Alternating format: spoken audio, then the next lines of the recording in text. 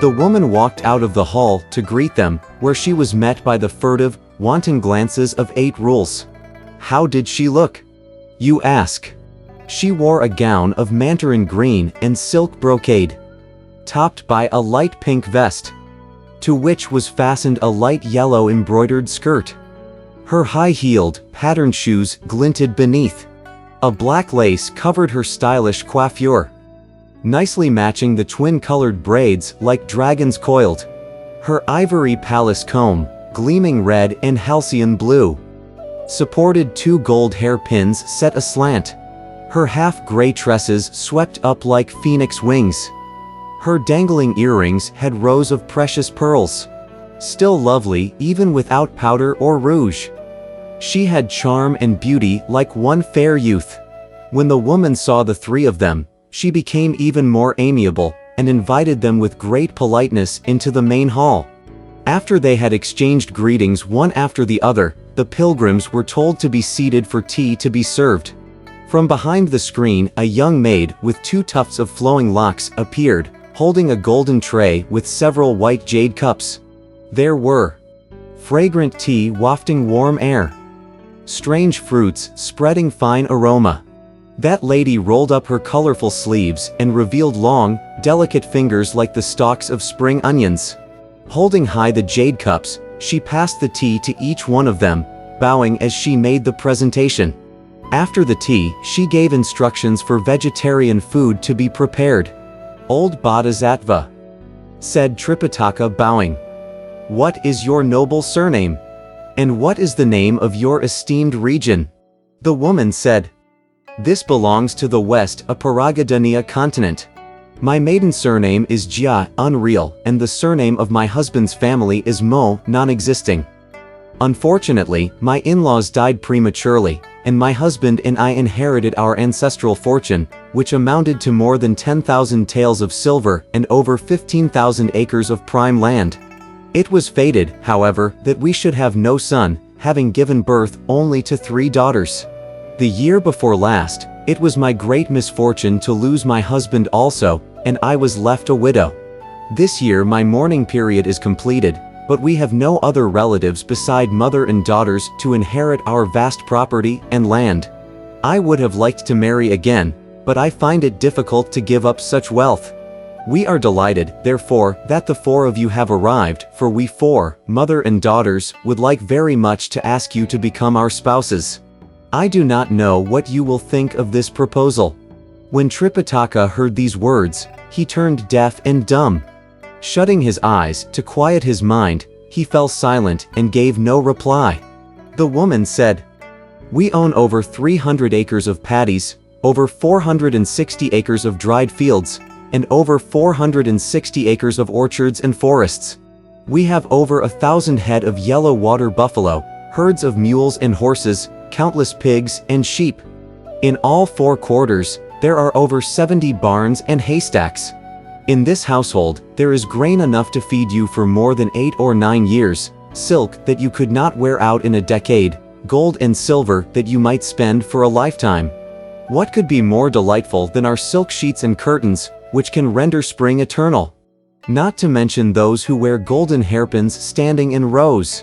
If all of you, master and disciples, are willing to change your minds and enter the family of your wives, you will be most comfortable, having all these riches to enjoy.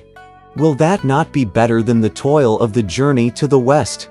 Like a mute and stupid person, Tripitaka refused to utter a word. The woman said, "I was born in the hour of the cock, on the 3rd day of the 3rd month, in the year Dinghai. As my deceased husband was 3 years my senior, I am now 45 years old. My eldest daughter, named Zhenzhen, is 20. My second daughter, Ai, is 18. And my youngest daughter, Lianlian, is 16. None of them has been betrothed to anyone. Though I am rather homely, my daughters fortunately are rather good-looking. Moreover, each of them is well trained in needlework and the feminine arts. And because we had no son, my late husband brought them up as if they were boys, teaching them some of the Confucian classics when they were young, as well as the art of writing verse and couplets. So, although they reside in a mountain home, They are not vulgar or uncouth persons. They would make suitable matches, I dare say, for all of you. If you elders can put away your inhibitions and let your hair grow again, you can at once become masters of this household. Are not the silk and brocade that you will wear infinitely better than the porcelain alms bowl and black robes, the straw sandals and grass hats? Sitting aloft in the seat of honor, Tripitaka was like a child struck by lightning, a frog smitten by rain. With eyes bulging and rolling upward, he could barely keep himself from keeling over in his chair. But 8 Rules, hearing of such wealth and such beauty, could hardly quell the unbearable itch in his heart. Sitting on his chair, he kept turning and twisting as if a needle were pricking him in the ass. Finally, he could restrain himself no longer. Walking forward, he tugged at his master, saying, "Master, how can you completely ignore what the lady has been saying to you? You must try to pay some attention." Jerking back his head, the priest gave such a hostile shout that 8 Rules backed away hurriedly. "You cursed beast!" he bellowed.